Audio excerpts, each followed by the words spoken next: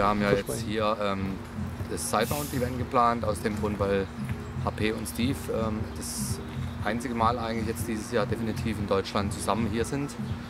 Und aus dem Grund haben wir gesagt, Mensch, das bietet sich natürlich an, dann an so einem Wochenende ein Sidemount-Event direkt hier am See durchzuführen.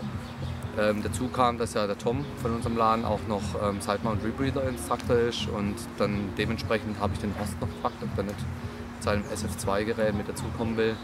Und somit hat es natürlich eine tolle Synergie sich ergeben, und von dem her, bei dem perfekten Wetter, was wir heute haben, war das natürlich super, und wir haben jetzt auch viele Leute, die gekommen sind.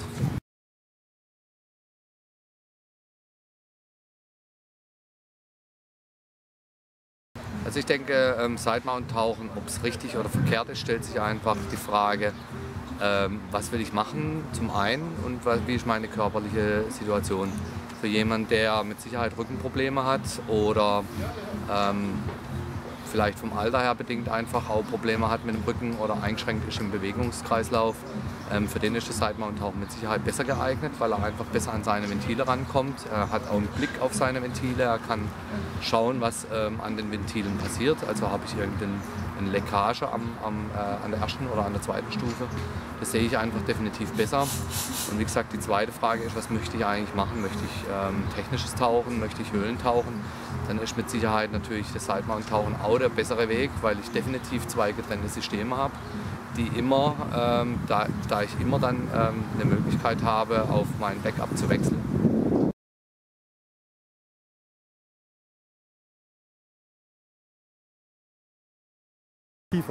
Also die neuen Pläne, oder mit dem HP haben wir natürlich jetzt die letzten Tage auch nochmal gesprochen, noch mit dem Steve, der ja jetzt auch schon eine Woche hier ist.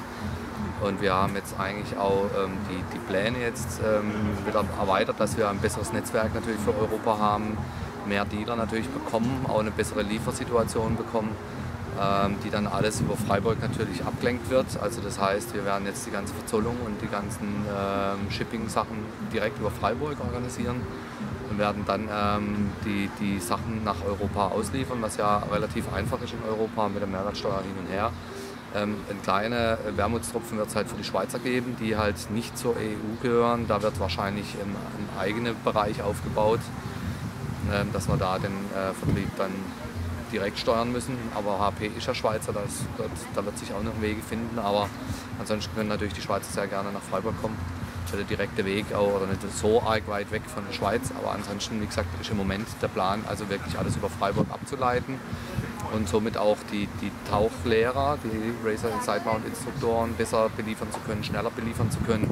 Was natürlich auch immer ein Problem ist, wenn das direkt aus den Staaten kommt, braucht es immer ein paar Tage. Und somit werden wir bei uns in Freiburg einen größeren Stock aufbauen, dass dann auch schneller reagiert werden kann und definitiv auch die Tauchlehrer und die Dealer auch besser beliefert werden können.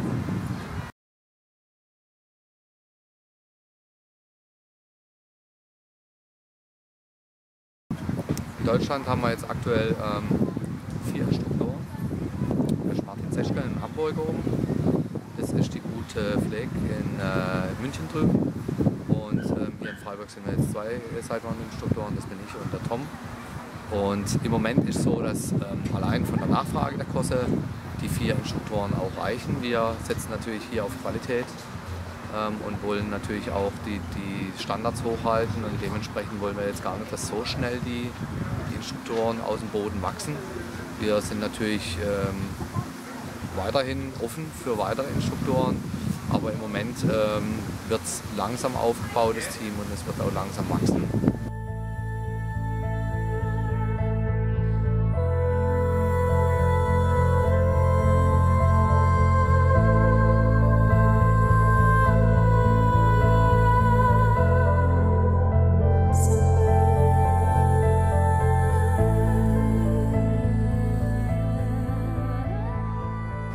Okay, so actually during this trip from here I actually leave to go to Malta where I'm teaching a Razor instructor program, and then on to Gozo, and from Gozo I actually go to Poland, and then from Poland back to Hamburg, and I'm actually giving a presentation in Hamburg at a dive shop there, and also doing some tri-dives with the Razor system. After this trip, the next time we're going to be back in Germany is for the boat show in January.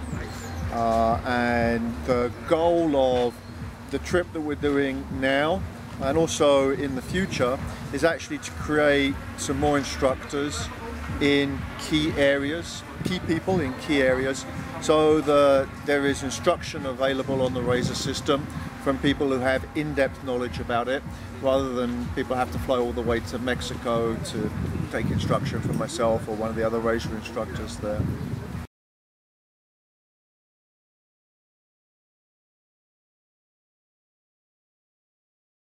So obviously there's a number of different side mount systems on the market.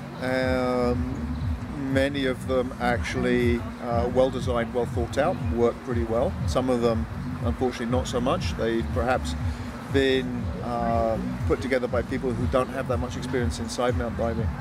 Obviously I designed the Razor myself. I designed it for the type of diving that I do personally, but it was designed to be modular and scalable. So you can go all the way from single tank recreational diving all the way up to very extreme extended range dives. For example, long, deep mixed gas dives in a cave using multiple cylinders and scooters and everything else.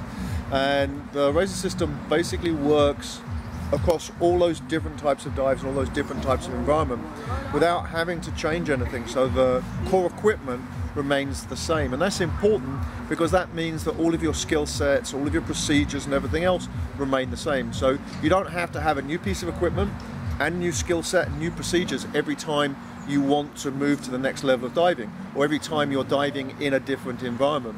So yes, you can use the Razor for a shallow dive in sort of like 10 meters in a nice tropical location in a 3mm shorty, or you could come to Germany and use it for ice diving in a dry suit with steel cylinders, or you could take it cave diving anywhere in the world and use it for multiple stage, multiple scooter long penetration dives, or you could do deep mixed gas dives with it. So the idea is that it's one system that will fit everybody, that will work for every environment, that will work for every type of dive or every situation that people are going to be diving.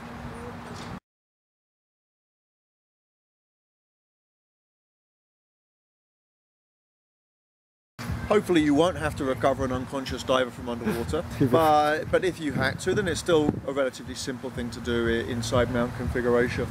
And the best way to do this is actually to put yourself on top of the diver below you. And then you can actually use the short hose regulator. If the regulators come out of the mouth, you can put that in and pull the bungee over their head to actually hold that in place. And then control the buoyancy for both of you with the unconscious diver's BCD. So you'd reach around to the front to take hold of their inflator mechanism, which means that you're actually controlling their body as well. And with the other arm, you can actually hold the regulator in and tilt the chin up, making sure that you keep the airway clear. And then as you inflate the BCD to get yourself neutrally buoyant or even slightly positive to come up, you're going to start coming up. Okay, so now you can dump gas using the unconscious diver's BCD. The idea being that if you do get separated, the unconscious diver is going to go to the surface, okay, which is better than if they sink, and you're going to go down. But it's actually very unlikely you're going to get separated because you're actually sandwiched one on top of the other. So if you're just making a direct descent to the surface, that's quite easy to do in that configuration. But it also means in that configuration, it's easy to swim horizontally. So if you're inside an overhead environment, for example, a mine or a cave, you can actually swim out in that configuration, being able to control an unconscious diver, controlling the buoyancy for both of you with the unconscious diver's BCD. And what's about the idea about deflating in a situation when there's too much air inside? Well, the dump valve would be right here, between you and the unconscious diver, so it's very easy just to momentarily let go with the right hand and then just use the dump valve. Or if it's the configuration where you're using dry suit, it would be the other hand. Yeah. So yeah. Okay, thank you.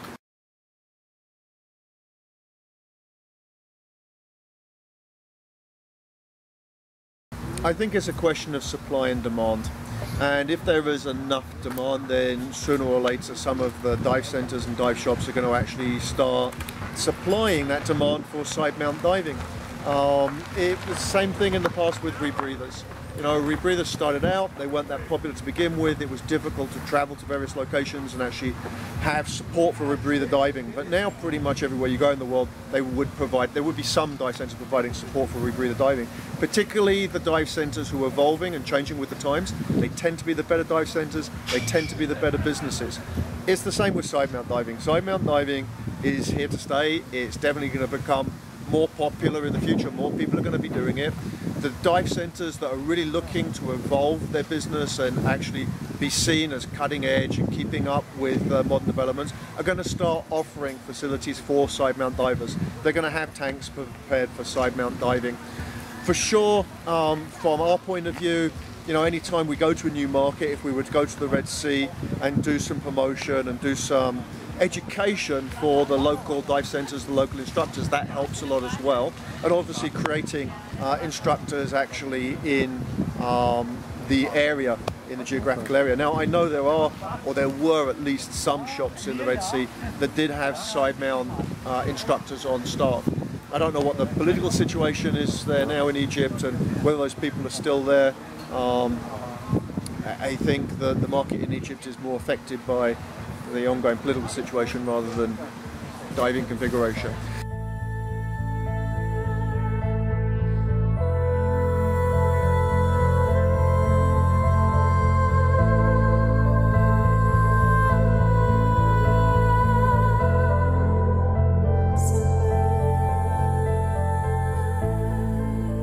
Okay, das ist eine Frage, die hören wir selber auch sehr oft, ehrlich gesagt. Und für uns im Warmwassertauchen ist es nicht so ein Thema, ehrlich gesagt, weil wir ja wenig Blei haben. Aber als wir den Razor 2 die Prototypen gemacht haben, das war mein Job mitunter, das Bleisystem zu nudeln. Deshalb, ja. Und ich habe 3 verschiedene Bleisysteme gemacht mit Taschen.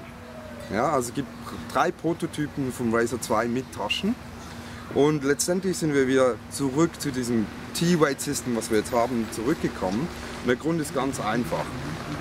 Wir versuchen immer Vor- und Nachteile beim Tauchen abzuwägen. Was bringt es für Vorteile, was bringt es für Nachteile? Bleitaschen haben leider den unangenehmen Effekt, dass sie normalerweise entweder sind sie zu groß oder sie sind zu klein. Das heißt, wenn ihr jetzt halt ein halbes Kilo oder 3 Kilo unterbringt, wie groß macht jetzt die Bleitasche dazu? Ja, das ist der erste Nachteil, den wir sehen in Bleitaschen. Der zweite ist, es ist limitiert, wie viele Bleitaschen du unterbringen kannst, und es ist auch klar definiert, wo du die anbringen kannst. Also wenn du jetzt am Razor auf dem Rücken Bleitaschen machen möchtest, dann kannst du sagen, gehen wir von 3 Bleitaschen aus, dann ist die Positionierung von denen fix. Ja? Da wir aber Trim-Fetischisten sind, wollen wir unser Blei da anbringen, wo wir es wirklich effektiv brauchen.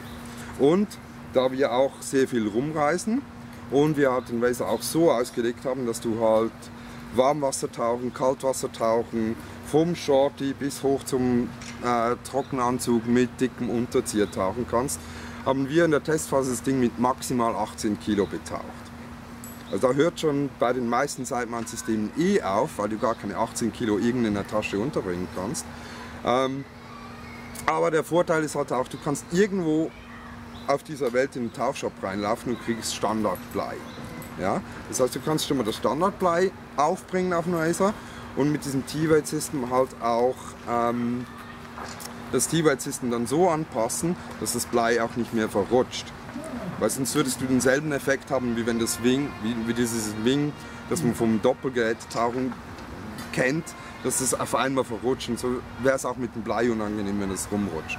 Und deshalb sind wir wieder zu diesem simplen System gekommen, aber weil es für uns über alle Taschensysteme, Varianten, Lösungen, die wir da ausgetüftelt haben, einfach letztendlich, ja, es ist simpel, es ist einfach, aber das Schöne ist, es funktioniert.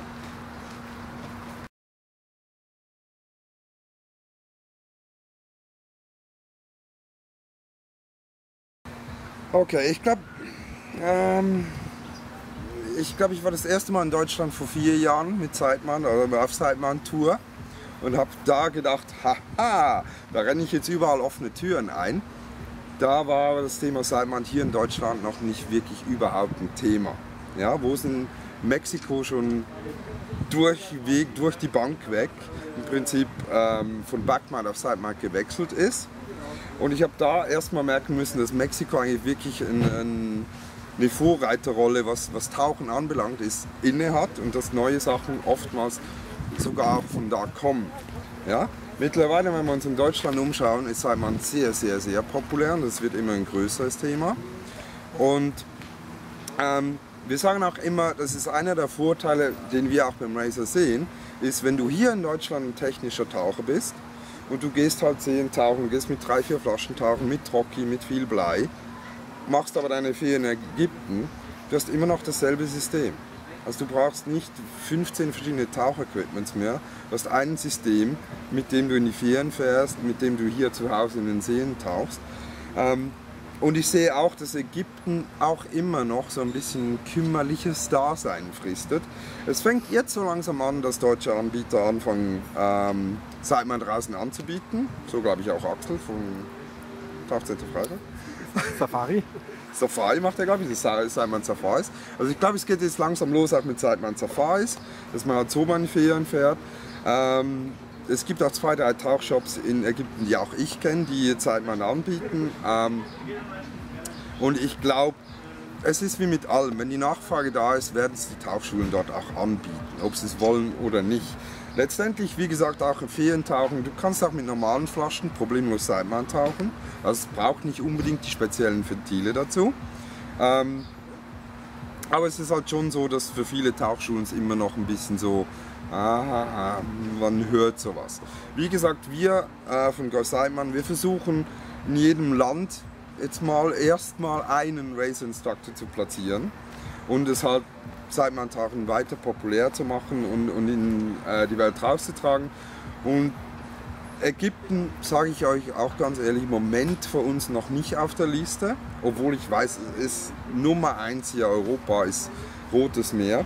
Aber wir sehen halt in unterschiedlichen Märkten, unterschiedlichen Ländern, unterschiedlichen Kontinenten, wo es ein bisschen schneller geht, wo die Sidemount-Revolution, sage ich jetzt mal, schneller vonstatten geht.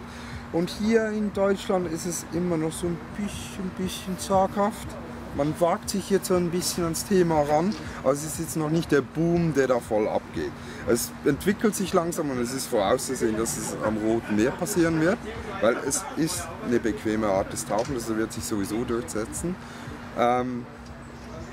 Und wir werden auch, und wir sind mit Leuten im Roten Meer in Kontakt, die als Racer-Instruktoren in Frage kommen. Im Moment ist ja aber Ägypten eher ein bisschen schwierig. Deshalb jetzt gerade Sonntag fliegt Steve nach Malta und hat ein Racer-Instruktor-Programm in Malta. Das heißt, es wird einen Racer-Instruktor in Malta geben und einen zweiten in Gozo. Und zum Teil wird es dann ganz exotisch. Es wird einen neuen geben in Dubai, einen in Japan, einen zweiten in die Philippinen, einen dritten in Korea. Also wir versuchen überall zu sein, aber wir können nicht überall gleichzeitig sein. Aber Rotes Meer, ich würde auch gern wieder mal ins Rote Meer, muss ich ehrlich sagen. Also es wird sicher kommen.